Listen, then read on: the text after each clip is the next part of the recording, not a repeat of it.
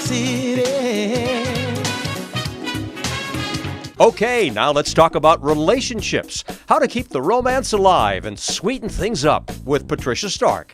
Patricia, you're a communications coach. This romance thing, it's not that easy. But it's worth the work that you put into it. You have to work at this. You have to work at it. It's easy in the beginning, but at some point you realize this person is human and they have flaws. Never slack off and feel like you shouldn't do the things that you would normally do if you were trying to woo somebody. Certainly, reality sets in, but if you really want to make things work with this person, you have to say, what can I do to make them feel great? And how do I invest in my relationship? The most important thing, perhaps, is just to look good. Make yourself attractive. Well, okay? It's nice to look good for the other person and feel good, because when you feel good about yourself, you tend to actually forget about yourself so that you can be more giving. Then you can have more energy and more attention that you can give to your partner. And there are ways you can do that, You right? can work out together. Yeah. I mean, just think about if you can disconnect from all of the craziness and the two of you go out into nature, exercising and getting fresh air and having that alone time and that disconnect from the rest of the world. Just communicating with each other and saying, if we want to make some changes,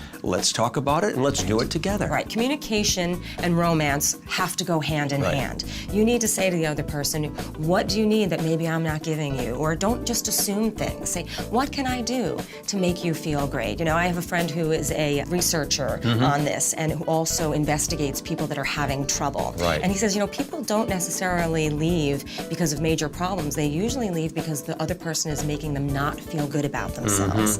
And many times when people have affairs, the person's not any more beautiful or wealthy. It's because they're making them feel like they're the best thing since sliced bread. Yeah, well, I've heard you say, be nice to one another, right? I mean, in any relationship, do things that they'll remember and say, you know what, that was so sweet of you. It's so easy to say, oh, you know, if you're arguing with me, I'm going to win this argument, but then nobody wins.